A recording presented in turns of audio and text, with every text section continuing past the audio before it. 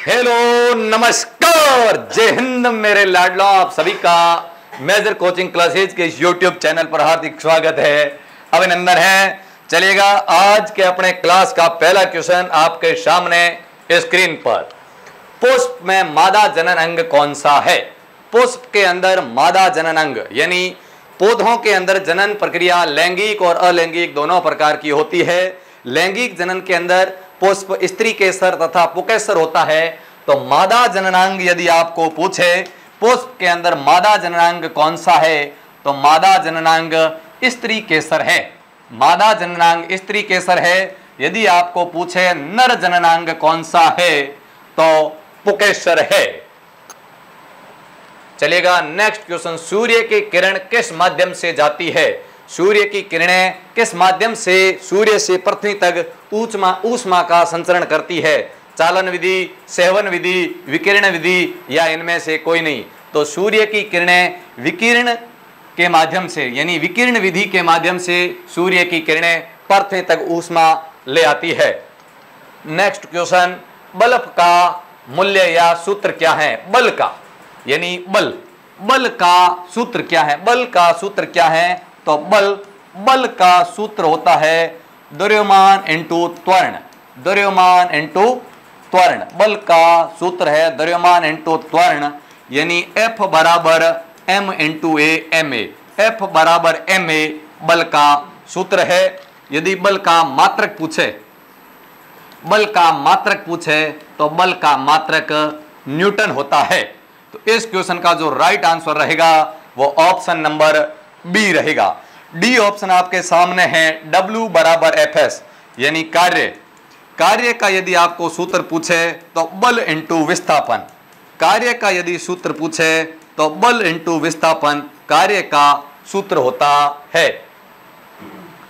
चलिएगा, next question. लोहे पर जंग लगने की अभिक्रिया को क्या कहते हैं? लोहे पर जंग लगने की प्रक्रिया गैल्वीकरण, अवकरण, अपचयन, ऑक्सीकरण। तो गैल्वीकरण तो होता है लोहे पर जंग लगने से बचाने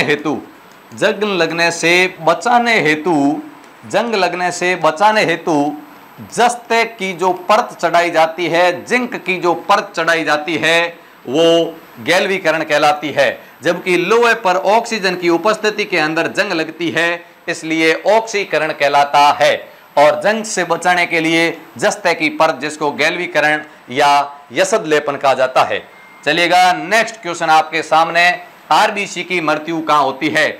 धमनियों में, हृदय में, पलिया में। ये मूर्ख टेक्निकल टीम ने गलत लिख दिया है, इसको बोलते हैं पलिहा। क्या बोलते हैं? पलिहा। तो आरबीसी की जो मृत्यु है वो पलिया में होती है, इसलिए आरबीसी का कब्रिस्तान कहा जाता है। आरबीसी का कब्रिस्तान किसे कहा जाता है? तो आरबीसी का कब्रिस्तान पलिहा को कहा जाता है। या पूछा जाए ब्लड बैंक किसे कहा जाता है? शरीर का ब्लड बैंक किसे कहा जाता है? तो शरीर का ब्लड बैंक पलिहा को कहा जाता है। यकृत की मैं बात करूं, यकृत को शरीर की रासायनिक प्रयोगशाला कहा जाता है। शरीर की रासायनिक प्रयोगशाला यदि आपको पूछे किसे कहा जाता है, तो यकृत को कहा जाता है रासायनिक प्रयोगशाला। हृदय की मैं बात करूं, हृदय रक्त का पंपिंग करता है, पूरे शरीर के अंदर जो सप्लाई करता है वो हृदय करता है। धमनियों की मैं बात करूं तो धमनियों में सामान्यतः शुद्ध रक्त चलता है। कैसा रक्त चलता है? शुद्ध रक्त धमनियों के अंदर सामान्यतः O2 युक्त चलता है। चलिएगा, नेक्स्ट क्वेश्चन आपके सामने। पौधों में प्रकाश संश्लेषण की प्रक्रिया कहाँ संपन्न होती है? पत्तियों में, तने में, क्लोरोप्लास्ट में या जड़ में? प्रकाश संश्लेषण की मैं बात करूं तो पौधों में भोजन बनाने की प्रक्रिया, पौधों में जो भोजन बनाने की प्रक्रिया है वो प्रकाश संश्लेषण की प्रक्रिया कहलाती है। और पौधों में भोजन किसकी उपस्थिति में बनता है यदि ऐसा क्वेश्चन आए, तो पौधे कार्बन डाइऑक्साइड तथा जल की सहायता से सूर्य के प्रकाश की उपस्थिति, सूर्य के प्रकाश तथा क्लोरोफिल की उपस्थिति में पौधा अपना भोजन बनाता है। C6H12O6। इसी के साथ ऑक्सीजन गैस का निष्कासन, इसी के साथ जल और इसी के साथ ऊर्जा का निष्कासन होता है। ये प्रक्रिया प्रकाश संश्लेषण की प्रक्रिया कहलाती है। और पौधों में जो प्रकाश संश्लेषण की प्रक्रिया है पौधों में जो भोजन निर्माण की प्रक्रिया है वो पत्तियों के अंदर बनती है, इसलिए पत्तियों को पौधों का रसोई घर कहा जाता है। पत्तियों को पौधों का रसोई घर कहा जाता है। क्या कहा जाता है? रसोई घर कहा जाता है। चलिएगा नेक्स्ट क्वेश्चन आपके सामने, शुष्क बर्फ किसे कहते हैं? Dry ice. शुष्क बर्फ या ड्राई आइस के नाम से किसे जाना जाता है? N2O, CO2, HCl, NOH, sodium hydroxide, इसको कहते हैं कास्टिक सोडा। ये किसका फॉर्मूला है? तो कास्टिक सोडा। HCl की मैं बात करूं तो हाइड्रोक्लोरिक अम्ल। HCl की मैं बात करूं तो हाइड्रोक्लोरिक अम्ल जो आमाशय के अंदर पाया जाता है और भोजन के साथ आने वाले कीटाणुओं को मारने में सहायक है। N2O की मैं बात करूं तो इसको कहते हैं नाइट्रस ऑक्साइड। N2O यानी नाइट्रस ऑक्साइड, और इसी को हंसाने वाली गैस कहते हैं। क्या कहते हैं? हंसाने वाली गैस किसे कहा जाता है? हंसाने वाली गैस नाइट्रस ऑक्साइड को कहा जाता है। शुष्क बर्फ किसे कहा जाता है? तो ठोस कार्बन डाइऑक्साइड को शुष्क बर्फ कहा जाता है। चलिएगा नेक्स्ट क्वेश्चन, जीव विज्ञान के जनक के रूप में किसे जाना जाता है? चेम्सफोर्ड, अरस्तु, सुकरात, डार्विन। डार्विन की मैं बात करूं तो डार्विन विकासवाद का जनक कहलाता है। डार्विन विकासवाद का जनक, यदि पूछे विकासवाद का जनक किसे कहते हैं तो डार्विन को कहते हैं। और यदि मैं अरस्तु की बात करूं तो जीव विज्ञान का जनक किसे कहा जाता है? तो अरस्तु को कहा जाता है। चलिएगा नेक्स्ट क्वेश्चन, सबसे छोटा पक्षी कौन सा है? तो आप मुझे कमेंट करके यूं बताओगे सबसे बड़ा पक्षी कौन सा है। क्वेश्चन अपना सबसे छोटा पक्षी आ रखा है, आप मुझे कमेंट करके बताओगे सबसे बड़ा पक्षी कौन सा है। छोटा पक्षी की यदि मैं बात करूं तो option number D, humming bird is right answer. चलिएगा नेक्स्ट क्वेश्चन, क्षार स्वाद में कैसे होते हैं? मीठे, खट्टे, कड़वे, नमकीने। क्षार का स्वाद कैसा होता है? खट्टे की मैं बात करूं तो अम्लीय। अम्ल की जो मात्रा होती है वो खट्टी होती है, और जब अम्ल और क्षार जब आपस में मिलते हैं तो लवण और जल बनता है। लवण और जल बनता है और इसी को उदासीनीकरण अभिक्रिया कहते हैं। इस अभिक्रिया को उदासीनीकरण अभिक्रिया कहते हैं। और रही बात अम्ल का पीएच मान, मैं कहूं तो 0 से 7। अम्ल के पीएच मान की यदि बात की जाए तो अम्लीय पदार्थों का पीएच मान 7 से कम, अम्लीय पदार्थों का पीएच मान 7 से कम होता है। जबकि क्षार की मैं बात करूं, क्षारीय पदार्थों का पीएच मान 7 से 14 के मध्य होता है।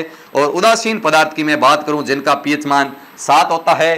पीएच स्केल की खोज सोरेन सर ने की, जो अम्लीय एवं क्षारीय पदार्थों का परीक्षण करने के लिए उपयोग में ली जाती है। इसके अलावा बहुत सारे अम्ल और क्षार के टॉपिक में से क्वेश्चन पूछे जाते हैं कि मानव रक्त का पीएच मान कितना है। आप सभी शानदार कमेंट के साथ एक लिस्ट जो एग्जाम में आती है, जैसे मानव रक्त का पीएच मान कितना है, जठर रस का पीएच मान कितना है, हाइड्रोक्लोरिक अम्ल का पीएच मान कितना है, मूत्र का पीएच मान कितना है, शुद्ध पानी का पीएच मान कितना है, सोडियम क्लोराइड का पीएच मान कितना है। ये इंपॉर्टेंट जो तथ्य है, इनका पीएच मान एक बार जरूर याद कर लीजिएगा, क्योंकि एग्जाम में कहीं से भी क्वेश्चन टपक सकता है। और ऐसे क्वेश्चन बड़े लेंथी जो कम विद्यार्थियों को याद हो पाते हैं, वही क्वेश्चन हमेशा मेरिट को डिसाइड करते हैं। ये बात मेरी हमेशा याद रखिएगा। चलिएगा नेक्स्ट क्वेश्चन, तो अपनी बात थी कि क्षार स्वाद में कैसे होते हैं, तो कड़वे होते हैं। नेक्स्ट क्वेश्चन, गैसों में ऊष्मा का स्थानांतरण या संरक्षण की विधि क्या है? यानी ऊष्मा स्थानांतरण की 3 विधियां होती है, सेवन, सालन, विकिरण। इस यहां सभी की जगह है उपरोक्त सभी, उपरोक्त सभी। तो इस क्वेश्चन का जो राइट आंसर रहेगा वो ऑप्शन नंबर डी रहेगा। चलिएगा नेक्स्ट क्वेश्चन, वायुयान के टायरों में कौन सी गैस भरी जाती है? वायुयान के टायरों में कौन सी गैस भरी जाती है? Helium, hydrogen, nitrogen, oxygen. वायुयान के टायरों में वैसे हीलियम और नाइट्रोजन दोनों ही भरी जाती है। यानी पहले हीलियम का उपयोग किया जाता था, लेकिन अब विस्तारित व्यापक रूप से यदि मैं बात करूं तो नाइट्रोजन का उपयोग किया जाता है और वैसे हीलियम का भी उपयोग किया जाता है। जब दोनों ऑप्शन में है तो लगभग नाइट्रोजन राइट मान लिया जाता है। वर्तमान में नाइट्रोजन का उपयोग अधिक किया जाता है। इसके अलावा यदि बात की जाए आर्गन, आर्गन विद्युत बल्ब में भरी जाने वाली गैस, विद्युत बल्ब में भरी जाने वाली गैस, विद्युत बल्ब में भरी जाने वाली गैस, विद्युत बल्ब में भरी जाने वाली गैस कौन सी है? तो वो आर्गन है। चलिएगा नेक्स्ट क्वेश्चन, लोहे पर जंग लगना किस प्रकार का परिवर्तन है? भौतिक परिवर्तन, रासायनिक परिवर्तन, जैविक परिवर्तन, यांत्रिक परिवर्तन। भौतिक परिवर्तन की मैं बात करूं, जो दोनों दिशाओं में चलता हो, यानी वह परिवर्तन जिसमें पदार्थ पुनः मूल अवस्था में प्राप्त किया जा सकता है, वो भौतिक परिवर्तन कहलाता है। और रासायनिक परिवर्तन में जब पदार्थ परिवर्तित हो जाता है तो पुनः उसी अवस्था में वापस प्राप्त नहीं किया जा सकता है।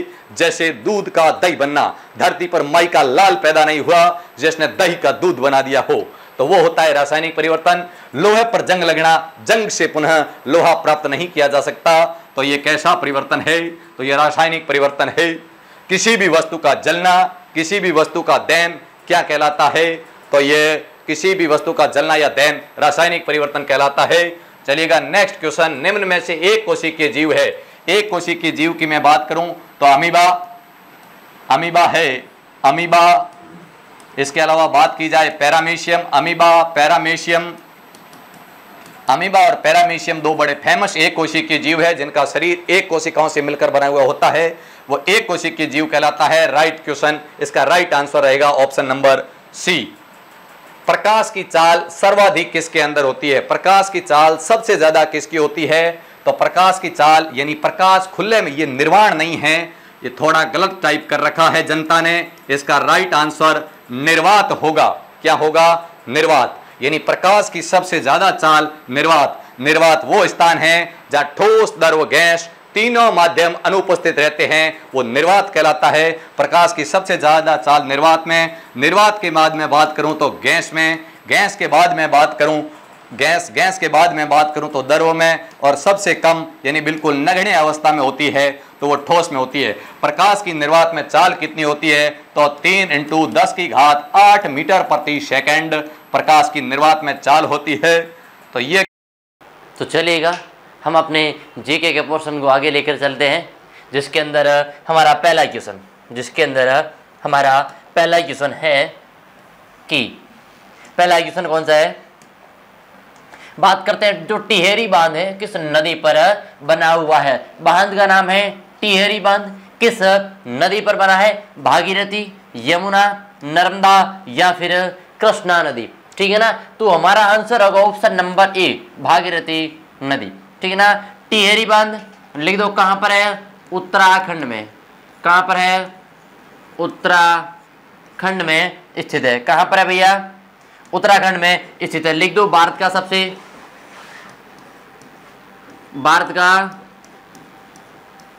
सबसे ऊंचा बांध है। ठीक है ना, टिहरी बांध कहां पर है? उत्तराखंड में। चलिएगा नेक्स्ट क्वेश्चन है 17 नंबर, जो दांडी यात्रा है महात्मा गांधी जी ने कहां से शुरुआत की थी? ये जो दांडी यात्रा है वो महात्मा गांधी जी ने किस स्थान से शुरू की थी? वो स्थान देखना है हमें। स्थान कौन सा है? चंपारण बिल्कुल नहीं सर, चंपारण बिल्कुल नहीं है। साबरमती आश्रम ये हो सकता है भाई, अहमदाबाद गुजरात में। ठीक है ना, खेड़ा नहीं। तो ये शुरुआत होती है कहां पर? साबरमती आश्रम से। कहां से? साबरमती आश्रम से। चलेगा, होती कब होती है भैया? याद रखना, 12 मार्च और 6 अप्रैल। 12 मार्च को शुरू होती है, 12 मार्च को शुरू होती है, 12 मार्च को शुरू होती है, 6 अप्रैल को समाप्त होती है, 6 अप्रैल को समाप्त होती है। ठीक है ना, उसे क्या कहते हैं? दांडी यात्रा। यानी लिख दो, यहाँ पर क्या किया था? नमक कानून तोड़ा था, नमक कानून तोड़ा था। चलिएगा next question number 18। Question number 18 क्या कहता है कि छत्तीसगढ़ के वर्तमान में राज्यपाल कौन है? छत्तीसगढ़ राज्य, उसके वर्तमान में राज्यपाल कौन है? हमें उस राज्यपाल का नाम बताना है। तो चलिएगा, सुमित रंजन, कलराज मिश्र, आनंदीबेन पटेल या विश्वभूषण हरिश्चंद्र। तो हमारा आंसर होगा Vishwabhushan Harishchandra, option number D right. तो चलिएगा, क्यों ना पूरे राज्यपालों की ओर चर्चा करते हैं। तो चलो, ये है हमारे पूरे राज्यपाल महोदय। पूरे पूरे राज्यपाल महोदय। चलेगा, राज्यपाल कौन कौन से, राज्यपालों की चर्चा करते हैं। सबसे पहला चलेगा आंध्र प्रदेश का श्री न्यायमूर्ति सेवानिवृत्त एस अब्दुल नजीर। अरुणाचल प्रदेश, आंध्र प्रदेश की राजधानी अमरावती, ठीक है, चलेगा। अरुणाचल प्रदेश का लेफ्टिनेंट जनरल केवल्य त्रिविक्रम परनाइक और पीवीएस कौन है, यूवाईएस सेवानिवृत्त है। कौन से, सेवानिवृत्त। फिर असम की राजधानी क्या है, दिसपुर, ठीक है ना, श्री गुलाब चंद कटारिया। बिहार के श्री राजेंद्र विश्वनाथ अर्लेकर। छत्तीसगढ़ के श्री विश्वाभूषण हरिचंदन, जो हमारे क्वेश्चन का आंसर था। गोवा के श्री PS श्रीधरन पिल्लई। गुजरात के श्री आचार्य देव व्रत। हरियाणा के श्री बंडारू दत्तात्रेय। हिमाचल प्रदेश के कौन है, श्री विक्रम प्रताप शुक्ला। झारखंड के श्री CP राधाकृष्णन। कर्नाटक के श्री थार चंद गहलोत। केरल के श्री आरिफ मोहम्मद खान। मध्य प्रदेश श्री मंगूभाई छगन भाई पटेल। ये मंगू भाई है और छगन भाई है, पता नहीं दो सगे भाई होंगे जुड़वा। महाराष्ट्र श्री रमेश बेश। मणिपुर सुश्री अनुसुईया उइके भाई साहब। मेघालय श्री फागू चौहान।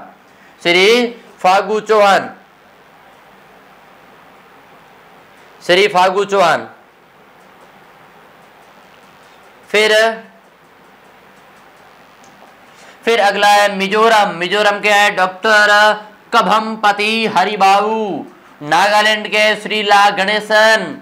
ओडिशा के है श्री रघुवर दास। पंजाब के है श्री बनवारी लाल पुरोहित। राजस्थान के श्री कलराज मिश्र। सिक्किम के है श्री लक्ष्मण प्रसाद आचार्य। तमिलनाडु के श्री RN रवि।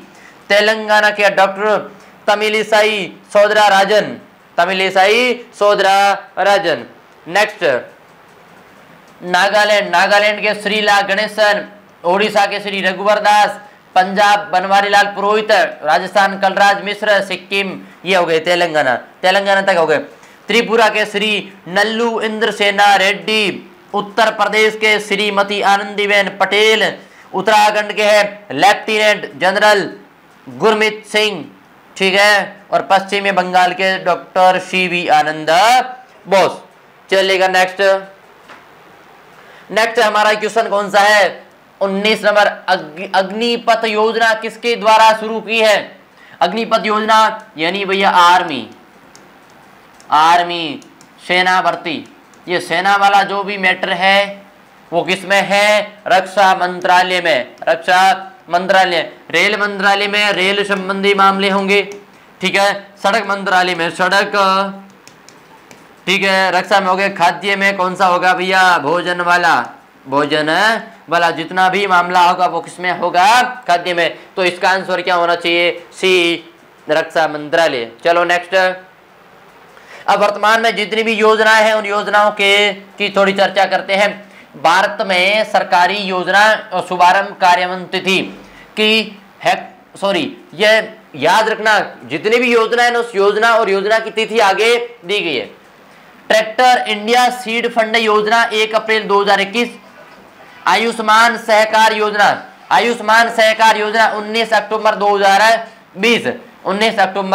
2020। प्रधानमंत्री अन्नदाता आय संरक्षण अभियान PM आशा, लिख दो, PM आशा योजना है, सितंबर 2018 की है। योजना SATL सेटल योजना, ये किफायती परिवहन को दिशा में सतत विकल्प, अक्टूबर 2018 की। मिशन सागर 2020। निर्विक योजना 1 फरवरी 2020। स्वामित्व योजना गांव संरक्षण एवं ग्रामीण क्षेत्र में उन्नति प्रौद्योगिकी के साथ मानचित्रण 24 अप्रैल 2020। राष्ट्रीय प्रौद्योगिकी फैब्रिकेशन मिशन 26 फरवरी 2020। मिशन कोविड सुरक्षा, ये महत्वपूर्ण है, 29 नवंबर 2020। ध्रुव इनोवेटिव प्रयोगशाला कार्यक्रम 10 अक्टूबर 2019। अरबी पावर योजना, ठीक है ना, 29 अक्टूबर 2020। एक राष्ट्र एक राशन कार्ड योजना, ये शानदार है। एक राष्ट्र एक राशन कार्ड योजना के तहत, याद रखना, राजस्थान का व्यक्ति है, वो जालौर के अंदर बैठा है, अगर उसका बेटा रीट की तैयारी करने जयपुर गया है तो वो बेटा क्या करता है, वहां से गेहूं उठा सकता है। वो क्या है, एक देश एक राशन कार्ड योजना के तहत है। फिर प्रधानमंत्री स्ट्रीट वेंडर्स आत्मनिर्भर निधि 1 जून 2020, पीएम स्वनिधि है, पीएमएस स्वनिधि है। मिशन कर्मयोगी 2 सितंबर 2020 और सहकार मित्र योजना 12 जून 2020। इनमें से कुछ महत्वपूर्ण जितनी भी योजना है उन योजनाओं की चर्चा हमने की है। चलिएगा नेक्स्ट क्वेश्चन नंबर 20।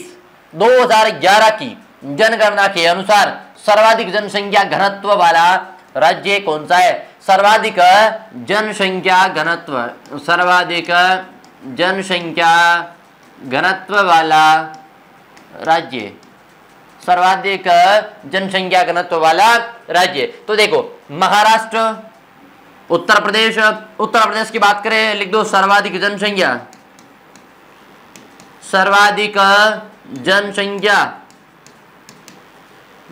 जनसंख्या। फिर लिख दो सर्वाधिक क्षेत्रफल,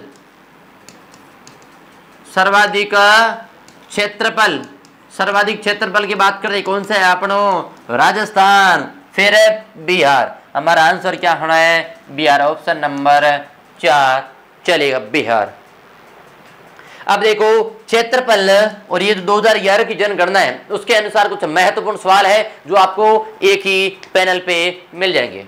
चलेगा, सर्वाधिक जनसंख्या घनत्व वाला राज्य बिहार, सबसे कम जनसंख्या घनत्व वाला राज्य अरुणाचल प्रदेश, सबसे कम जनसंख्या वाला केंद्र शासित प्रदेश लक्षद्वीप, सर्वाधिक जनसंख्या वाला राज्य उत्तर प्रदेश, सबसे कम जनसंख्या वाला राज्य सिक्किम, सर्वाधिक लिंगानुपात वाला राज्य केरल, सबसे कम लिंगानुपात वाला राज्य हरियाणा, सर्वाधिक साक्षरता दर वाला राज्य केरल, सबसे कम साक्षरता दर वाला राज्य बिहार, सबसे ज्यादा पढ़े हुए केरल के अंदर है 96.2% और सबसे कम कहां पर है भैया? बिहार के अंदर है। चलेगा, तब हम देखते हैं ना, जितने भी यहाँ पर आसपास मजदूर होते हैं, हम पूछते ना कहां से, तो भैया बिहार से, क्योंकि वहां पर शिक्षा का स्तर बहुत क्या है? निम्न स्तर का है। चलो क्वेश्चन 21, निम्न में से असुमेलित है, उसमें से गलत कौन सा है वो टच करना है, उसे जांचना है। जाकिर हुसैन एक क्या है? तबला वादक है। ये तबला होता ना ऐसा बड़ा, वो बजाते हैं, वो क्या है? तबला वादक है। तो ये तो बात राइट है भाई। फिर पंडित रविशंकर सितार वादक, बिल्कुल सितार वादक है। फिर हरिप्रसाद चौरासिया बांसुरी वादक, बिल्कुल कृष्ण भगवान जो बजाते थे बांसुरी, उसके सबसे प्रमुख व्यक्ति है वर्तमान के अंदर, कौन है भैया? हरिप्रसाद चौरसिया बांसुरी वादक। बिस्मिल्लाह खान संतूर वादक नहीं है भैया, यहाँ गड़बड़ हो गई, संतूर वादक नहीं है। ये क्या है? सहनाई वादक है। क्या है? सहनाई वादक है। और संतूर वादक कौन है? संतूर वादक कौन है? कमेंट बॉक्स के अंदर जल्दी से बता देना कि संतूर वादक का प्रमुख व्यक्ति कौन है, ठीक है ना भाई? बिस्मिल्लाह खान क्या है? सहनाई वादक है। चलिएगा नेक्स्ट। अब देखो क्वेश्चन नंबर 22, गिद्दा किस राज्य का नृत्य है? गिद्दा किस राज्य का नृत्य है? तब आप एक काम करना, इधर राज्य और इधर है नृत्य, ये चीज दोनों एक सारणी बना के लिख देना, ठीक है ना? याद करना, मैं अगली क्लास के अंदर कराने का प्रयास करूंगा सभी नृत्य और सभी ये लोक नृत्य वगैरह। चलो, हरियाणा, पंजाब, राजस्थान, ठीक है ना, और मध्य प्रदेश, ठीक है ना? तो इस प्रकार से गिद्दा किस राज्य का प्रमुख नृत्य है? तो हमारा आंसर होना चाहिए क्या? पंजाब, ऑप्शन नंबर 2 राइट, ठीक है। चलिए, राजस्थान के अंदर कौन सा है? यानी कि जितने वर्तमान के अंदर जो लोक नृत्य है, उन लोक नृत्यों को याद रखना जरूरी है। चलो नेक्स्ट। क्वेश्चन नंबर है 23, एमएलए का पूरा नाम, एमएलए का पूरा नाम। अगर ये क्वेश्चन किसी एमएलए साहब से पूछ लेना, किसी एमएलए साहब से पूछ ले, वो कहेंगे जनता का प्रतिनिधित्व करने वाला व्यक्ति जो जनता की सेवा करता है। अरे हुगला, नाम तो सही बता।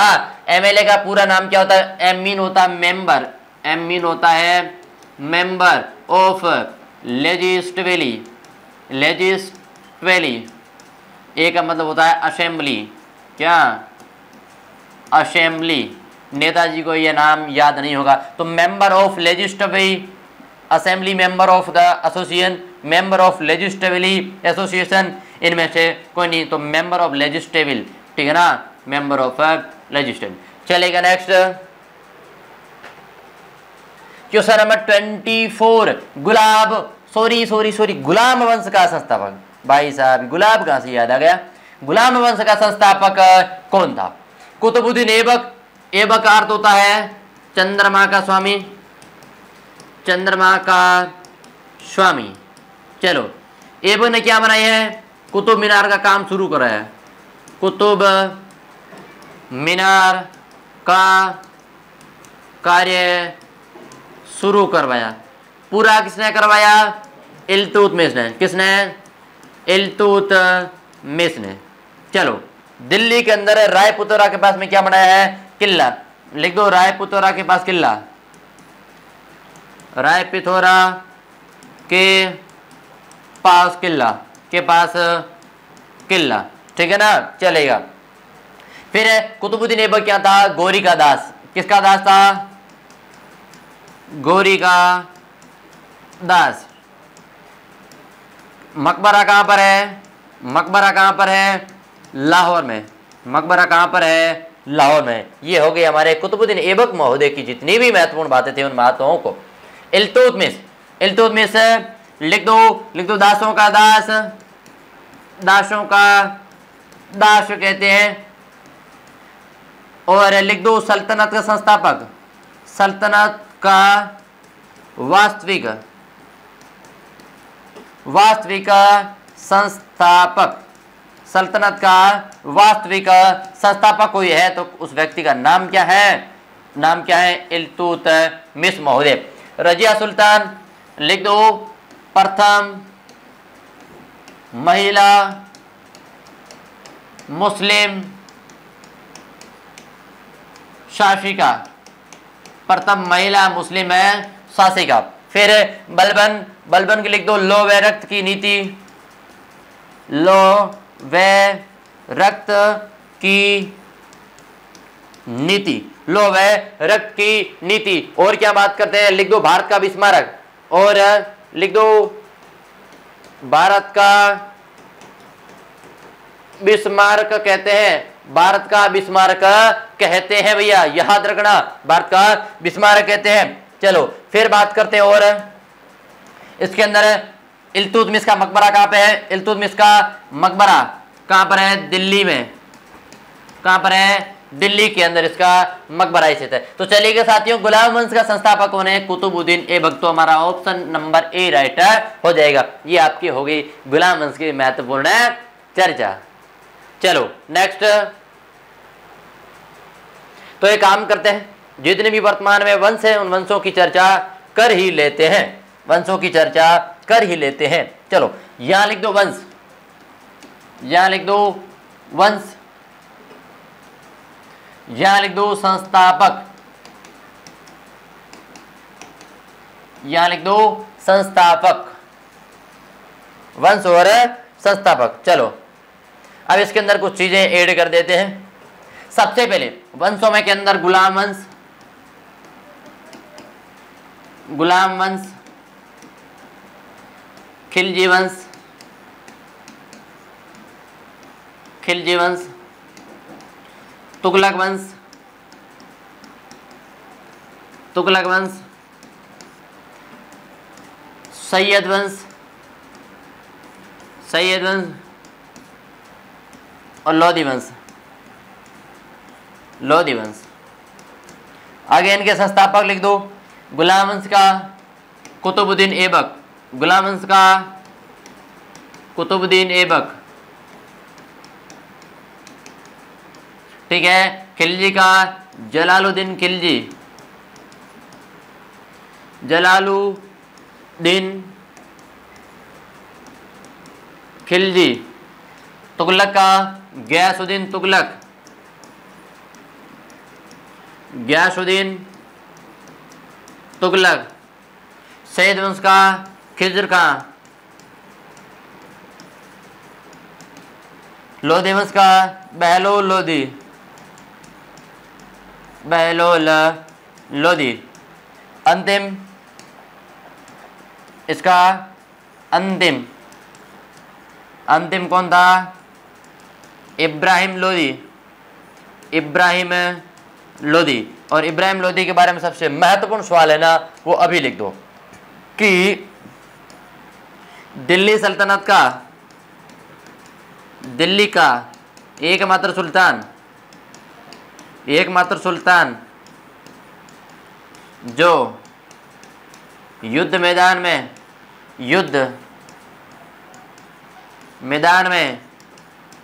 लड़ता मारा गया। मकबरे की बात करें, इसके मकबरे की बात करें, लिख दो मकबरा कहाँ पर है? पानीपत में। कहाँ पर है? पानीपत में। तो ये हो गए हमारे वंश और वंश के प्रमुख संस्थापक। चलो नेक्स्ट, चलो 25 2023 आईसीसी महिला T20 विश्व कप विजेता कौन सी टीम रही थी? महिला का पूछा है, ये चीज पॉइंट नोट करना है। किसका? महिला का। भारत लिख दो। पुरुषों में उपविजेता, पुरुष आईसीसी T20 वर्ल्ड कप उपविजेता, ठीक है। ऑस्ट्रेलिया में पुरुष आईसीसी T20 वर्ल्ड कप विजेता, ठीक है ना। फिर देखो, अब याद रखना महत्वपूर्ण चीज है, दक्षिण अफ्रीका लिख दो। महिला आईसीसी T20 वर्ल्ड कप उपविजेता। तो हमारा आंसर क्या होगा? हमारा आंसर होगा ऑस्ट्रेलिया। महिला के अंदर भी विजेता, महिला के अंदर विजेता कौन है? पुरुष और महिला के अंदर विजेता दोनों कौन है? ऑस्ट्रेलिया है। उसके अंदर इंडिया को अगर परेशान किया था ना, एक व्यक्ति ने किया था, हेड ने क्या किया था? शतक लगाया था। क्या लगाया था? शतक लगाया था। भारत को परेशान किया था, भारत वालों को। क्वेश्चन नंबर 26, लोथल किस नदी के किनारे स्थित है? लोथल सिंधु घाटी सभ्यता के स्थल है। कहां पर है? गुजरात, अहमदाबाद, ठीक है। नदी कौन सी है? भोगवा नदी है। खोज करता कौन है? एस.एन. राव। इसकी सबसे महत्वपूर्ण विशेषता यह है कि सिंधु घाटी सभ्यता के जितने भी स्थल थे, उन स्थलों के जो घर है, उन घरों के दरवाजे हैं वो गली की तरफ खुलते हैं, लेकिन लोथल का एकमात्र घर है वहां पर है, उसका जो दरवाजा है वो सड़क की तरफ खुलता है। लिख दो मकानों का एकमात्र दरवाजा, मकान का एकमात्र घर जिसका दरवाजा गली की तरफ न खुलकर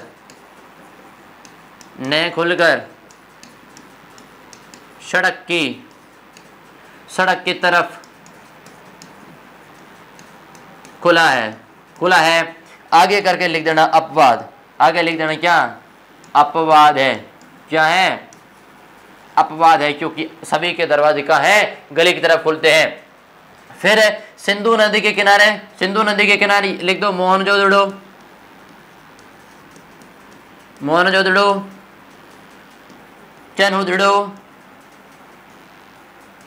चनहुदड़ो। बिल्ली का पीछा करते हुए कुत्ते के बच्चे ने, बिल्ली का पीछा करता कुत्ते का पद चिन्ह यानी बिल्ली और कुत्ते की सिंधु घाटी से नहीं बन रही है, अब तो क्या बनेगी, ठीक है ना। उस समय से उनकी लड़ाई झगड़े चल रहे हैं, फंडे चल रहे हैं। मोहनजोदड़ो के बारे में अगर लिखो तो भैया चलो अब देखो, अब हम बात करते हैं थोड़ी मोहनजोदड़ो की। तो लिख दो मोहनजोदड़ो भाई, चलो 2 लिख दो। पहला हड़प्पा, दूसरा मोहनजोदड़ो, ठीक है ना। हड़प्पा और मोहनजोदड़ो, करो इनकी व्याख्या। चलो हड़प्पा कहाँ है, पहला पूरा क्रम बना दो। पाकिस्तान, पंजाब प्रांत, लिख दो यहां पर पुराना मोंटगोमरी,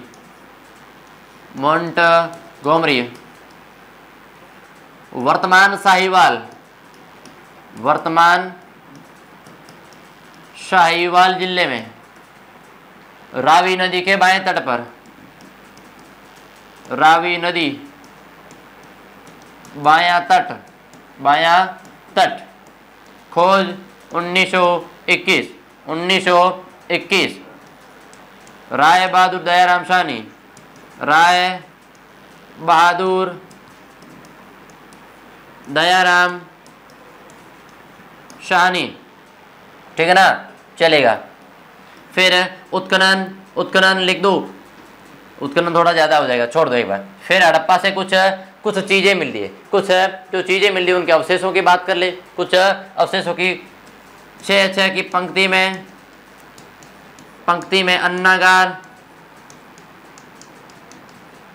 मजदूरों के बैरक,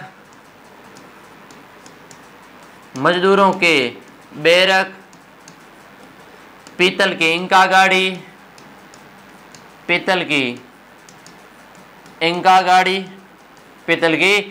गाड़ी, ठीक है ना, चलेगा। उत्खनन लिख दो माधव स्वरूपत्व और मार्टिमर वाइलर।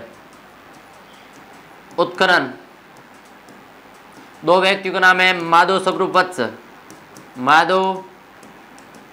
स्वरूपवत्स, दूसरा है मार्टिमर वाइलर।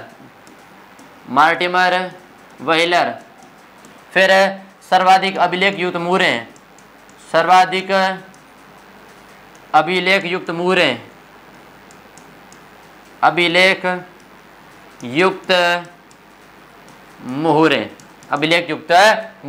ये हमारी होगी हड़प्पा की छोटी सी चर्चा। चलो नेक्स्ट एक थोड़ा मोहनजोदड़ो कर देते हैं, थोड़ा मोहनजोदड़ो लिख दो।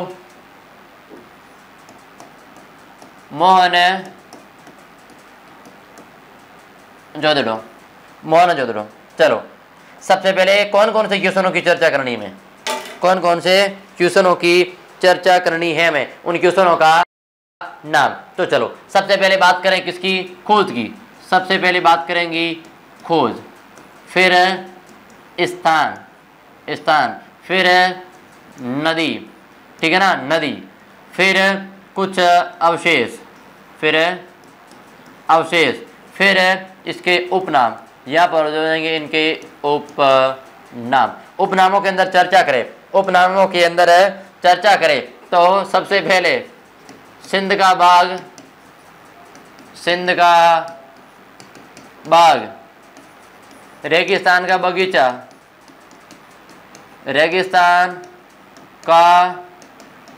बगीचा, तीसरा मुर्दों का टीला, चौथा मृतकों का शहर, ये हो गए इनके उपनाम। चलो आगे ये जो क्वेश्चन लिखे हैं उन क्वेश्चनों की चर्चा कर ले एक बार। चलो खोज लिख दो, कब होती है, 1922 में। खोज कब होती है, 1922 में। कब होती है, 1922 में। 1922। स्थान लिख दो, पाकिस्तान, सिंध प्रांत है, लरकाना जिला,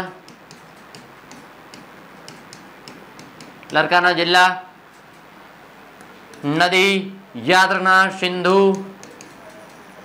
सिंधु नदी अवशेष। अवशेषों की अगर बात कर ले, अवशेषों की अगर बात करें, चलो पहला अवशेष, पहला कौन सा अवशेष है, चलो इसके अंदर लिखते सर्वाधिक मुहरें, सर्वाधिक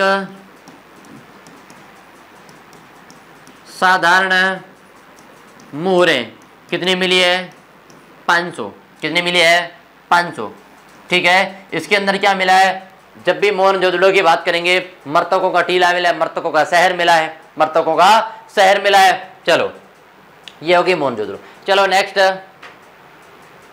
क्वेश्चन नंबर 27। क्वेश्चन नंबर 27, अंग महाजनपद की राजधानी क्या है, अंग महाजनपद की राजधानी क्या है। राजगृह किसकी है भैया, मगध। ठीक है ना, वाराणसी, काशी, काशी, उज्जैन, याद रखना अवंती, अवंती, ऐपे में सूत्र लेगा तो कक्का कुक्कू अब उज्जैन किसकी है, अवंती की, अवंती। याद रखना, पूरा सूत्र लिखा रहा हूं। चलो एक बार सूत्र लिख लो यहां पे, एक बार सूत्र लिख लो यहां पे, एक बार पूरा सूत्र लिख लो यहां पे।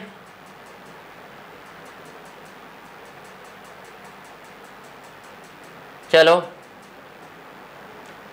जिसके अंदर बात करेंगे 16 महाजनपदों की, 16 महाजनपदों की। सूत्र क्या है, क का को अब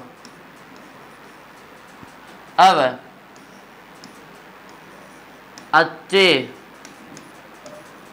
पग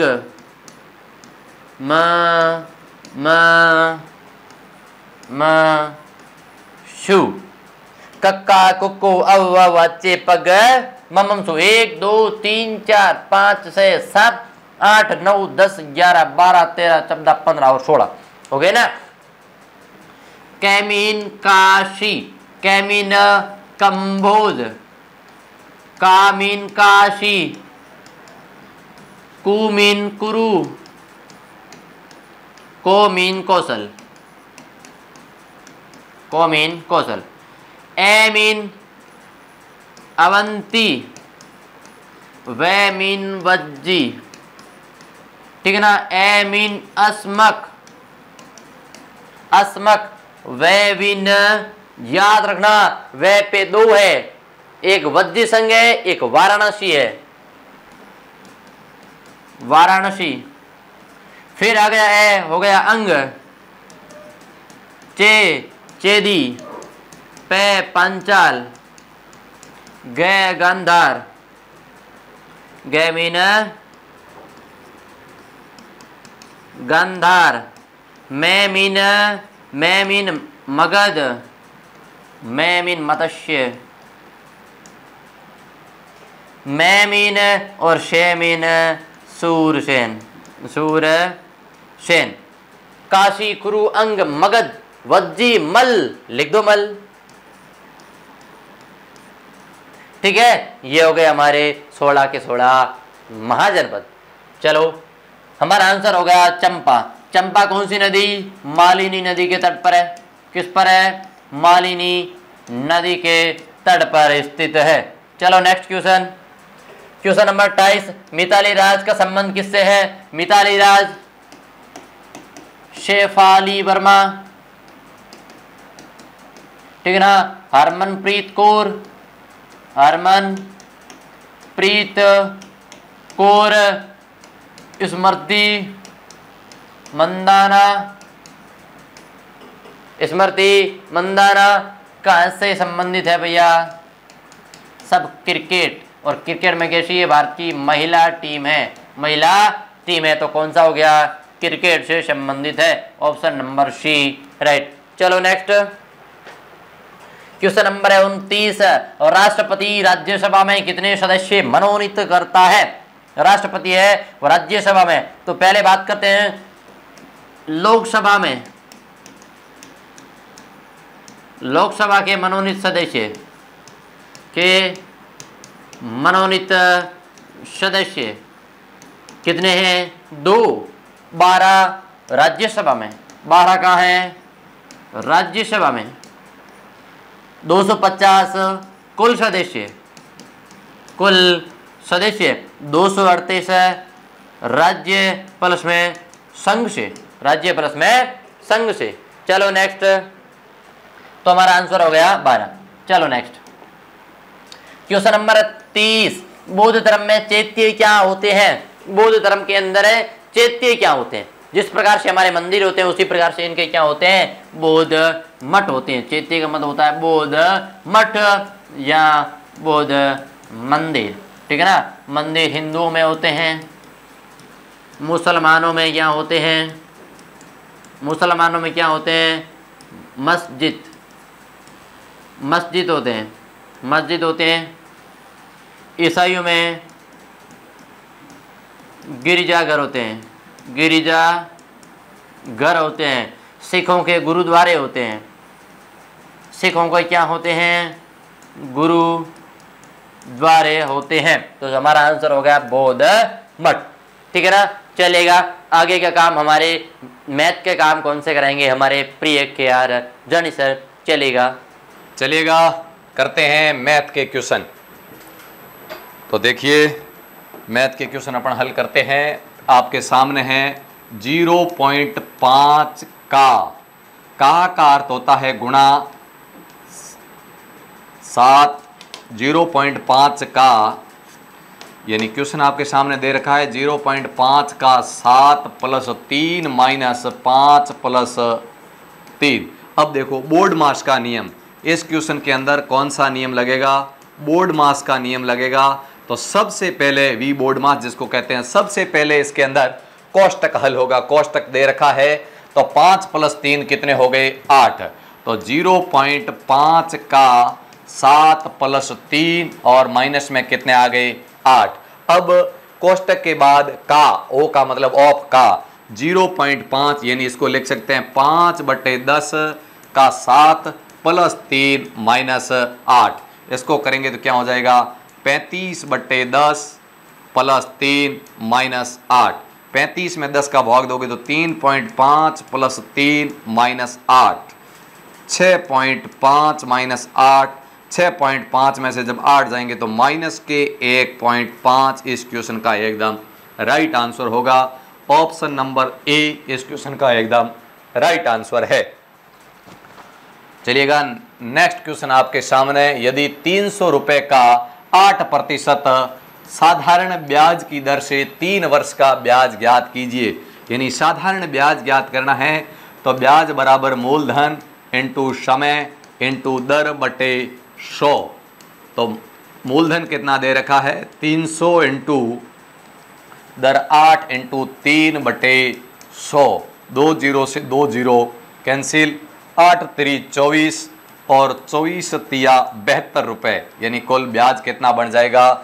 72 रुपये। ऑप्शन नंबर सी इस क्वेश्चन का एकदम राइट आंसर रहेगा। चलिएगा नेक्स्ट क्वेश्चन आपके सामने। x + y = 5 यानी इसने दे रखा है कि x + y बराबर कितना है? 5 और xy कितना है? 3। तो ये कह रहा है x² + y² का मान कितना होगा? बड़ा शानदार क्वेश्चन है। तो देखिए इसकी मैं बात करूं, अब देखो यानी अपन यदि इस अपन को x + y² का मान निकालना है तो अपन क्या करेंगे?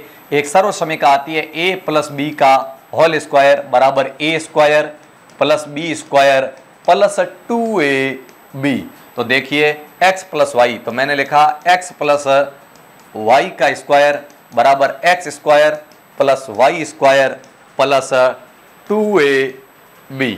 अब देखिए 2xy, ab की जगह मैंने मान लिया xy + 2xy। अब देखिए x + y, पर्सन के अंदर x + y का मान कितना दे रखा है? x + y का मान दे रखा है 5। तो क्या कर देंगे? 5 का स्क्वायर बराबर x² + y² + 2 और xy का मान दे रखा है 3, तो इनटू में 3। 5 का स्क्वायर 25 बराबर x² + y² और प्लस में कितने आ जाएंगे? 6। ये आपके सामने है। अब देखिए कि 6 प्लस का है वो इधर आ जाएगा, 6 प्लस का इधर आएगा तो 25, 6 प्लस का माइनस हो जाएगा, बराबर है X square plus Y square. 25 में से 6 गए, शेष कितने बचे? 19। X square plus Y square का मान कितना आएगा? 19। यानी अपने सामने एक योग दे रखा था और एक एक्स प्लस वाई का मान दे रखा था और एक्स वाई का मान दे रखा था। तो अपन ने जब इसको एक्स प्लस वाई का होल स्क्वायर माना तो अपने पास एक्स स्क्वायर वाई स्क्वायर का पद भी बन गया, एक्स प्लस वाई का पद भी बन गया, एक्स वाई का पद बन गया। एक्स प्लस वाई का स्क्वायर जो प्रश्न में 5 दे रखा है तो 5 का स्क्वायर, एक्स वाई 3 रखा है और सर्व समीकरण के अनुसार 2 तो 6 हो गए, 6 इधर आके माइनस हुए तो बिल्कुल एक्स प्लस वाई स्क्वायर का मान आपके सामने। ऑप्शन नंबर इस क्वेश्चन का जो राइट होगा वो होगा option number D is correct answer. चलिएगा नेक्स्ट क्वेश्चन आपके सामने है। नेक्स्ट क्वेश्चन आपके सामने दे रखा है कि नेक्स्ट क्वेश्चन है 28 मीटर व्यास वाले वृत्त का क्षेत्रफल क्या होगा? 28 मीटर व्यास। अब देखो जब व्यास का मान 28 दे रखा है, व्यास है वो 28 मीटर है, व्यास 28 मीटर है तो त्रिज्या का मान कितना होगा? तो व्यास से त्रिज्या हमेशा आधी होती है तो त्रिज्या का मान 14 सेंटीमीटर। क्षेत्रफल ज्ञात करना है तो व्यास यानी वृत्त का क्षेत्रफल, वृत्त का क्षेत्रफल ज्ञात करना है तो वृत्त के क्षेत्रफल का सूत्र, वृत्त का जो क्षेत्रफल होता है वो होता है पाई आर स्क्वायर। वृत्त का क्षेत्रफल होता है पाई आर स्क्वायर। तो पाई आर स्क्वायर यानी 22/7 इंटू 14 इंटू 14। तो 7 से ये कैंसिल हो गया 2 बार, 22 इंटू 2 करें तो 44, 44 इंटू 14, 44 इंटू आप 14 करोगे तो ये 6, 16 ने 17 और ये 44 तो कितने आ गए? 6, 7 और 4 11, 5 ने 1 6, 716 सेंट ये मीटर दे रखा है तो metre square, 716 metre square, 716 metre square इस क्वेश्चन का एकदम राइट आंसर होगा। दे व्यास रखा है, व्यास से त्रिज्या निकालो और त्रिज्या का मान समीकरण जो सूत्र है पाई आर स्क्वायर इसके अंदर इनपुट करो तो आपका क्षेत्रफल निकल जाएगा। चलिएगा नेक्स्ट क्वेश्चन, 3 के पहले 5 गुणजों का औसत क्या होगा? अब देखो 3 के गुणज 3, 6, 9, 12 और 5 ये गुणज है। चाहो तो इन सबको जोड़कर 5 का भाग दे दो, नहीं तो सीधा सा फॉर्मूला है जब समान अंतर संख्या, आप सभी को पता है 3 के गुणज है तब अंतर आपस में कितना है? समान। तब एक फॉर्मूला होता है समान अंतर जब भी होता है तो पहली संख्या प्लस अंतिम संख्या, पहली संख्या प्लस अंतिम संख्या बट्टे 2 यानी 3 + 15/2 18/2 यानी राइट आंसर होगा इसका 9। ऑप्शन नंबर बी इस क्वेश्चन का एकदम राइट आंसर होगा। चलिएगा नेक्स्ट क्वेश्चन, 33 का स्क्वायर माइनस 31 का स्क्वायर यानी 33 के वर्ग में से किसका वर्ग घटाना है? 33 के वर्ग में से 31 का। तो आप देखो ये है, इसके अंदर आप सर्व समीकरण से हल कर सकते हो। 33 का स्क्वायर माइनस 31 का स्क्वायर, मैंने a बराबर 33 माना और b बराबर मैंने 31 माना तो मेरे को बताओ a का स्क्वायर माइनस b का स्क्वायर, इसको देखकर लग रहा है कि नहीं लग रहा है? a square minus b square का मान होता है a प्लस b और a माइनस b। तो देखिए a प्लस b यानी 33 + 31, 33 + 31 और 33 माइनस 31।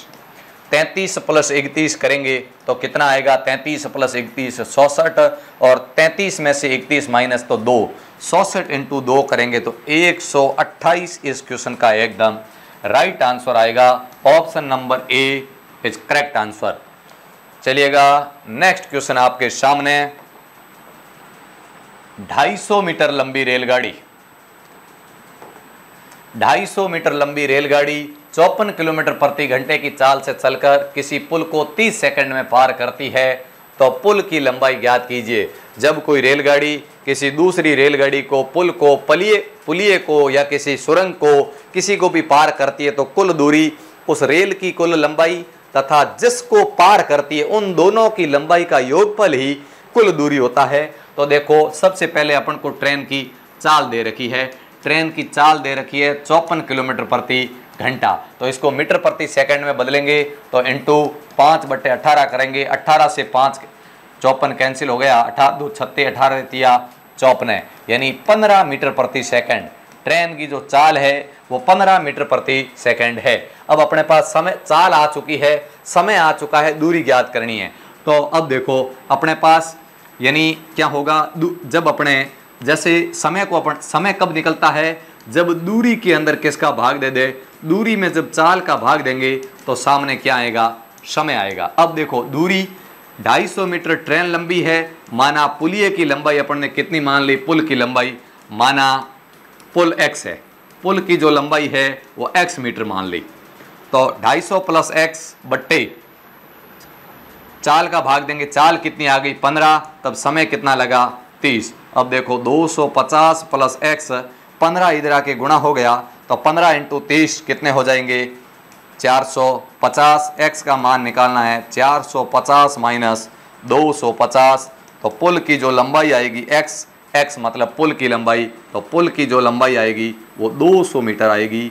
यानी इस क्वेश्चन का जो राइट आंसर रहेगा वो ऑप्शन नंबर बी रहेगा।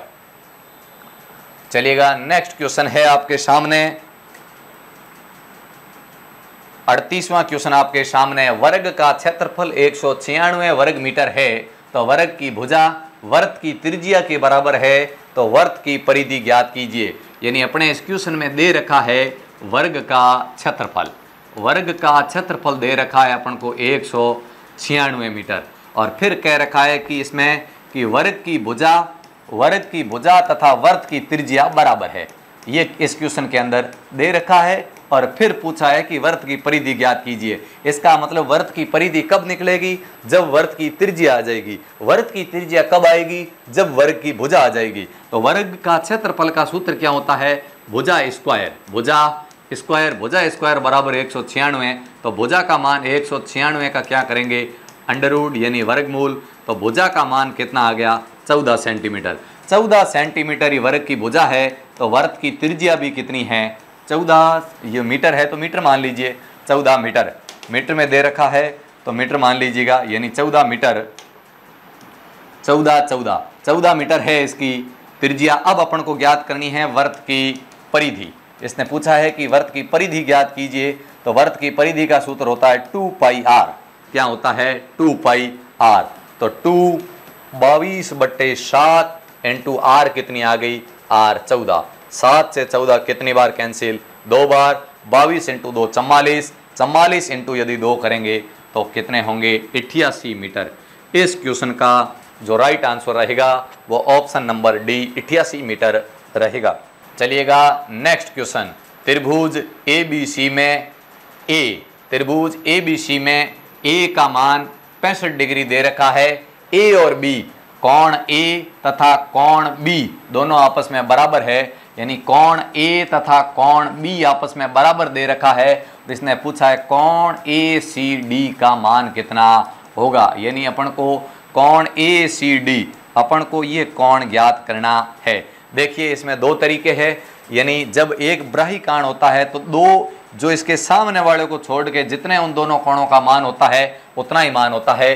तो देखिए ए 65 डिग्री है और क्वेश्चन में दे रखा है बी इसके बराबर है, तो बी का भी मान कितना हो जाएगा 165 हो जाएगा। और यदि आप किसी भी तरीके से करो कोई दिक्कत नहीं है। नियम यह है कि जो एक बाही कोण होता है वो उस अंत्य कोण को छोड़कर शेष दो कोणों के योग के बराबर होता है। यानी 65 और 65 की मैं बात करूं तो 65 और 65 कितने होंगे 130, यानी इस क्वेश्चन का जो राइट आंसर रहेगा वो 130 रहेगा। आप चाहो तो यूं कर सकते हो, नहीं तो आप सोचिए कि त्रिभुज के तीनों कोणों का योग कितना होता है 180, 65 और 65 कितने हो गए 130, तो इसका मान कितना आ गया 70। और एक भुजा पर बने कोणों का मान कितना होता है 180, तो एक 70 है, 180 में से 70 गया तो पीछे कितने बचे 130।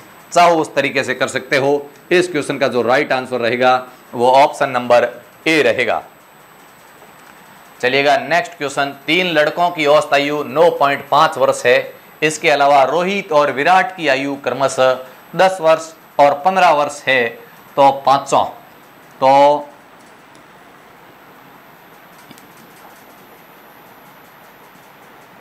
पांचों लड़कों की औसत आयु ज्ञात कीजिए, यानी पांचों लड़कों की औसत आयु कितनी आएगी। यानी पहले देखो 3 लड़कों की औसत आयु 9.5, तो देखिए कितना आएगा 9 3 27, 27 और डेढ़ कितने हो गए, यानी 28.5। फिर क्या है, रोहित और विराट की आयु 10 और 15, यानी इसके अंदर जोड़ोगे 10 और 15, योग कीजिए कितना होता है। और फिर कह रहा है कि पांचों की औसत आयु, टोटल योग करते हैं 5.85 13, हासिल गई 1 1 2 3 4 और 5, यानी क्या आ गया 53.5। 53.5 के अंदर किसका भाग लगाना है, 53.5 के अंदर 5 का भाग लगाना है। तो दीजिए 5 का भाग 5 में कितनी बार गया, एक बार, फिर 3 में गया नहीं, चलिएगा ये भाग टूट चुका है, फिर 35 में गई, यानी 10.7 वर्ष। इस क्वेश्चन का जो राइट आंसर रहेगा 10.7 वर्ष इस क्वेश्चन का एकदम राइट आंसर रहेगा। चलिएगा नेक्स्ट क्वेश्चन, 90 और 100 के बीच कितनी अभाज्य संख्या होती है, यानी 90 से लेके 100 तक अभाज्य संख्या की बात करें तो सबसे पहले ये पता होना चाहिए कि अभाज्य संख्या कहते किसे हैं, अभाज्य संख्या होती क्या है। ये यदि अपन को पता है तो कोई दिक्कत नहीं, कितनी है अबार काउंट कर लेंगे। अभाज्य संख्याएं यानी अभाज्य संख्याएं कौन सी होती है, जिनमें एक और स्वयं के अलावा किसी का भाग नहीं जाए, जिनमें एक एवं स्वयं के अलावा किसी का भी भाग नहीं जाता है, किसी का भाग नहीं जाता है, वो कैसी संख्या कहलाती है, अभाज्य। यानी एक और स्वयं, दुनिया की कोई भी संख्या उठा के आप देखोगे जिसमें एक का भाग एक में जाता ही जाता है और स्वयं का भाग स्वयं में जाता ही जाता है। इसके अलावा यदि किसी भी संख्या का भाग उसमें यदि नहीं जाए तो वो अभाज्य संख्या है। तो 100 से 90 से 100 की बात करें, 91 में जाता है, 92 सम संख्या जाता है। इसके बाद यदि की जाए किसकी, 93। इस क्वेश्चन को आप भी सोच के बता सकते हो। चलो ये मैं क्वेश्चन आपके लिए कमेंट बॉक्स के अंदर देता हूं, इसमें कोई मेथड नहीं है, डायरेक्ट आपको सोचना है। मैंने बता दिया अभाज्य संख्या होती क्या है, जिनमें एक और स्वयं के अलावा किसी का भाग नहीं जाए। तो 90 और 100 के बीच कितनी अभाज्य संख्या आएगी, इस क्वेश्चन का जवाब आप मुझे कमेंट बॉक्स में दोगे। क्योंकि आप बैठे बैठे वैसे आलसी बन जाते हो, जवाब देते नहीं हो, तो जवाब जरूर देना है, वीडियो को लाइक करना है, शेयर करना है। जो यूट्यूब पर बिल्कुल नए हैं वो चैनल को सब्सक्राइब करना है। और नीचे कमेंट बॉक्स के अंदर टेलीग्राम का चैनल का लिंक दे रखा है, टेलीग्राम चैनल ज्वाइन करना है। वीडियो यदि पसंद आए तो क्लास पूरी होने के बाद एक शानदार कमेंट भी करना है। इस क्वेश्चन का जवाब कोई मेथड नहीं है, आपको सीधा डायरेक्ट पढ़ के देना है, तो दीजिएगा इसका जवाब।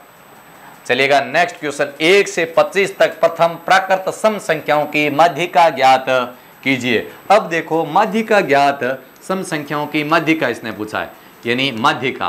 पहले तो 1 से 25 तक कुल सम संख्याएं होगी कितनी, 1 से 25 तक कुल सम संख्याएं होगी 12। कितनी होगी, कुल सम संख्याएं 12 होगी, यानी n का मान कितना होगा, 12 होगा, यानी कुल कितनी होगी, 12 होगी। अब देखो माध्यिका कब निकलती है, माध्यिका n/2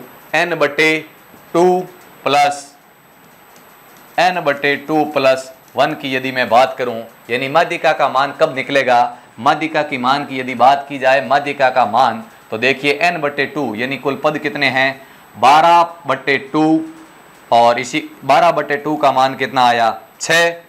और n यानी आपको इस प्रकार निकालना है, पहले आप निकालिए n/2 का मान कितना आता है, तो आपने n/2 निकाला, यानी 12, कुल संख्याएं 12 ही है, 1 से 25 तक है, सम जिसमें 12 ही है, तो कितना आ गया, 6 आ गया। और n/2 प्लस 1 यानी 12/2 प्लस 1 यानी 6 प्लस 1 कितना आ गया, 7। 6 प्लस 1 कितना आ गया, 7। जब इन दोनों को आप जोड़ोगे 6 प्लस 7 कितने हो गए, 13। तो इस क्वेश्चन का जो राइट आंसर रहेगा वो 13 यानी ऑप्शन नंबर सी रहेगा।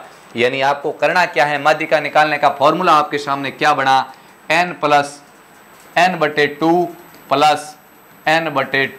प्लस 1, यानी इसका मान और इसका मान आपस में दोनों को जोड़ना है। तो 12 में 2 का भाग दिया तो 6 और 6 1 7, 7 6 और 7 कितने हो गए, 13। बिल्कुल शानदार क्वेश्चन। नेक्स्ट क्वेश्चन, ये बिल्कुल आपके सामने दशमलव की जोड़ दे रखी है। तो दशमलव की जोड़ बाकी गुणा भाग करते समय एक ही बात का ध्यान रखना है कि पॉइंट को एकदम सीधे लिखना है। मैंने लिखा 2.30, अगला लिखा 0.0034, आगे पॉइंट है ये मैंने लिखा 7, यानी ये 27, 3, 2, 8। चलिएगा जोड़ कीजिएगा, 4 के 4, 8 और 3 11, 2 ने 1 3, 3 और 3 6, 7 और 2 9 और 2 के 2 29.6314, 29.6314, यानी ऑप्शन नंबर डी इस क्वेश्चन का एकदम राइट आंसर है। चलिएगा नेक्स्ट क्वेश्चन, एक वर्गाकार खेत की भुजा 140 मीटर है, तो संपूर्ण खेत का क्षेत्रफल ज्ञात कीजिए। देखो वर्ग की भुजा दे रखी है, वर्ग की भुजा दे रखी है कितनी, 140 मीटर, और ज्ञात करना है वर्ग का क्षेत्रफल। वर्ग का क्षेत्रफल, तो वर्ग का क्षेत्रफल होता है भुजा स्क्वायर, भुजा स्क्वायर, यानी 140 इंटू 140। आप देखिए गुणा करते समय इन छोटी छोटी बातों का आपको पूरा ध्यान रखना है। 14 का वर्ग कितना होता है 196, और 1 और 1 कितने जीरो हो गए 2, तो क्या आ गया, यदि बात मीटर में थी तो ये मीटर स्क्वायर, यानी 19,600 मीटर स्क्वायर इस क्वेश्चन का एकदम राइट आंसर रहेगा। तो चलिएगा अभी हम बात करते हैं रीजनिंग के जितने भी महत्वपूर्ण सवाल हैं उन क्वेश्चनों का शानदार तरीके से निचोड़ जानते हैं। तो चलिएगा पहली 46 क्वेश्चन है, OBLS, ये जो शब्द है इसका रीजनिंग के अंदर बनाया SLBU, अगला क्या बनाया SLBU। पूछा है APSB का हमें आंसर बताना है, APSB का हमें आंसर बताना है। तो सबसे पहले बात करते हैं सीक्वेंस का, OBLS, बना क्या है SLBO, क्या बना है SLB और O। प्यारे साथियों एक चीज ध्यान रखना, एक चीज ध्यान रखना कि O पहला 4 नंबर पे गया है, दूसरा 3 नंबर पे गया है, तीसरा अगले में 2 नंबर पे, और चौथा S 1 नंबर पे, ठीक है ना। तो उसी प्रकार से A है, A को कहां भेज दो 4 नंबर पे, तो A आ गया 4 नंबर पे A। फिर P, देखो जिस प्रकार से B कहां गया है 2nd नंबर पे, तो P जाएगा यहाँ पे, आ गया P। फिर आता है S कहां आ गया भैया 3 नंबर का 2 नंबर में, लिख दो S। B लिख दो 1 नंबर पे, B लिख दो 1 नंबर पे, यानी कि उन्होंने क्या किया, पहले को लास्ट में भेज दिया है और लास्ट को पहले में लिया है, यानी एक क्रम क्या कर दिया है, चेंज कर दिया। तो बना है BSPA, कहां है भैया BSPA, हमारा आंसर मिल गया है ऑप्शन नंबर C राइट। चलिएगा नेक्स्ट क्वेश्चन है 47, बताइए कि इनमें से कौन सा एक ऐसा है जो अन्य से भिन्न है, जो क्या है अन्य से भिन्न है, हमें वो भिन्न चीज ध्यान रखनी है। देखो चमगादड़ ध्यान रखना, मकड़ी, मच्छर और तितली। एक चीज बता दो ध्यान रखना, चमगादड़ भी क्या है भैया उड़ती है, चमगादड़ भी क्या करती है उड़ती है, मच्छर भी क्या करता है उड़ता है, मच्छर भी उड़ता है, और तितली भी उड़ती है, तितली भी उड़ती है, लेकिन मकड़ी कभी उड़ती नहीं है प्यारे साथियों, मकड़ी कभी उड़ती नहीं है। तो मकड़ी सबसे क्या है उड़ती नहीं है, उड़ती नहीं है, उड़ती नहीं है। तो हम क्या करते हैं, सबसे अलग क्या है, सबसे अलग मकड़ी हो गई, तो हमारा आंसर भी क्या हो गया मकड़ी हो गया। चलिएगा नेक्स्ट क्वेश्चन है 48, A B का भाई है। हमेशा ऐसे जब भी क्वेश्चन आते हैं पूरा क्वेश्चन पढ़ो मत, पहले से शुरुआत कर लो, लिख दो A क्या है भाई, A क्या है भाई, किसका है B का, लिख दो B का भाई है। फिर B C की बहन है, B बहन है, B क्या है बहन है, किसकी C की, B बहन है किसकी भैया C की। तो देखो ये आपस में क्या हो गए भाई और बहन, ये हो गया सबसे बड़ा भाई, फिर ये बहन, ठीक है ना, ये इसकी A B क्या है, A B का भाई है, A B का भाई है, B की बहन B C की बहन है। फिर पूछा है तथा D सी का पुत्र है। ये चीज ध्यान रखना, सी का पुत्र कौन है, इसका पुत्र कौन है, डी, इसका पुत्र कौन है, डी। ठीक है ना। तो जिस प्रकार से अपने को रख लो कि भैया ये आप हो, ये क्या है, आप हो, ये आपकी मम्मी जी है, ये आपके मम्मी जी के पुत्र, ये हो गए आप, ये हो गए आप स्वयं, ये हो गए आप स्वयं, ये हो गई आपकी मम्मी जी, मम्मी जी। तो मम्मी जी के भाई आपके क्या लगते हैं, मामा जी। क्या लगते हैं, मामा जी। तो ए पूछा है ए का डी से संबंध, ए का डी से संबंध, ए का डी से संबंध। तो मामा है किसका, डी का। तो क्या हो गए, मामा या चाचा। तो आंसर हो गया हमारे मामा जी। कौन हो गए भैया, मामा जी। Option number B right. चलो नेक्स्ट, चलो क्वेश्चन पूछा है 49, 8, 13, 19 और 26 का अगला पद कम क्या होगा, अगला क्रम क्या होगा, अगला क्रम क्या होगा। भैया ये जो हमें सीक्वेंस दिया है, ये जो हमें श्रृंखला दी है, इस श्रृंखला का अगला पद क्या हो रहा है। भाई जिस प्रकार से कहते हैं ए बी सी डी, अगला पद क्या होगा, हमें पता है क्या होगा, ई होगा। ठीक है ना, ये तो होगा ई। लेकिन हमें ये चीज ध्यान रखनी है कि 8, 13, 19 इसमें कौन सा लॉजिक लगता है। चलो लॉजिक लगाते हैं, चलो लॉजिक लगाते हैं। प्यारे साथियों 8 के अंदर कितने ऐड करें कि 13 बन जाए, 8 प्लस 9, 10, 11, 12, 13 कितने ऐड हो गए, +5, +5। फिर 13 में कितने ऐड करें, क्या यही सीक्वेंस लगता है कि +5 करते हैं तो 13 में 5 ऐड करें तो कितने होते हैं, 18 होते हैं। लेकिन इसमें एक और बड़ा है तो लिख दो 19 होते हैं। तो यहां से यहां आने में, फिर यहां से यहां आने में लिख दो +6 होते हैं, +6। तो क्या ये 6 का सीक्वेंस लगता है, ये 6 वाली श्रृंखला बनती है, नहीं, क्योंकि 19 और 6 करेंगे कितना होगा, 19 और 6 कितना होगा, 25 हो जाएगी। लेकिन हमें कितना पूछा है, 26, यानी कितने होंगे, यहां से यहां कूद रहे में +7 हो गए। तो हम अगला करेंगे +8, अगला क्या करेंगे, +8। तो 26 प्लस में 8 कितने होते हैं, 26 + 8 कितने होते हैं, 6, 12, 14 का 4 हासिल, 1, 2 और 3 और 4 कितने हो गए भैया, 34। कितने हो गए हैं, 34। कोई कंफ्यूजिंग, 8 + 3, 8 + 5 13, 13 + 6 19, 19 + 7 26, 26 + 8 कितने हो गए, 34। हमारा option number 4 right, option number D.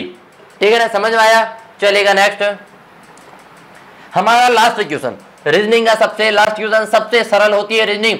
यदि किसी सांकेतिक भाषा में जर्मनी को HYSNOWOBOZ लिखा तो फ्रांस को क्या लिखते हैं। चलेगा भैया, हम लिखते हैं भैया जर्मनी को क्या लिखा है, GERMANY।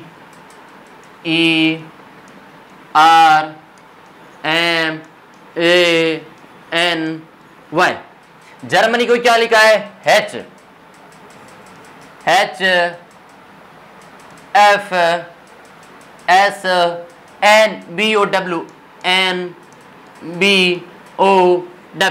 NBOW। तो हमें यह ध्यान रखना है कि इसके अंदर कौन सा लॉजिक लगा है जो फ्रांस में लग जाएगा। लिख दो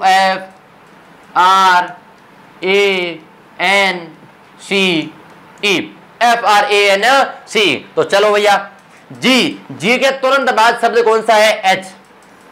लिख दो +1। जी के तुरंत बाद कौन सा आता है, H। E के तुरंत बाद कौन सा होता है, +1 F। R के S, M के N, A के B, N के O, Y के यह Z लिखा है। क्या लिखा है, लिख दो, यहां पर लिखा है Z। ठीक है ना। तो चलो Y के तुरंत बाद Z है तो यानी कि प्लस। तो यही क्यों ना सीक्वेंस ये यहां पर लगाया जाए, यही चीज यहां पर लिखी जाए। चलो लिखते हैं भैया, F के तुरंत बाद EFG क्या आ गया, G। R के बाद आता है S, A के बाद आता है B, N के बाद MNO, C के बाद में ABC और D, E के बाद में F। तो हमारा जिसमें लिखा होगा GSBODF, ये शब्द कहां पर है, GSBOD और F। हमारा आंसर हो गया ऑप्शन नंबर डी। ठीक है ना साथियों, समझ में आया? तो साथियों ये थी हमारे किसकी प्रैक्टिस सेट की शानदार श्रृंखला जो आपके एग्जाम के लिए रामबाण साबित होगी। तो चलिएगा साथियों, अपनी प्रिपरेशन को शानदार तरीके से जोश और जुनून के साथ एग्जाम की लास्ट डेट तक बनाए रखिएगा। तब तक के लिए जय हिंद, जय भारत।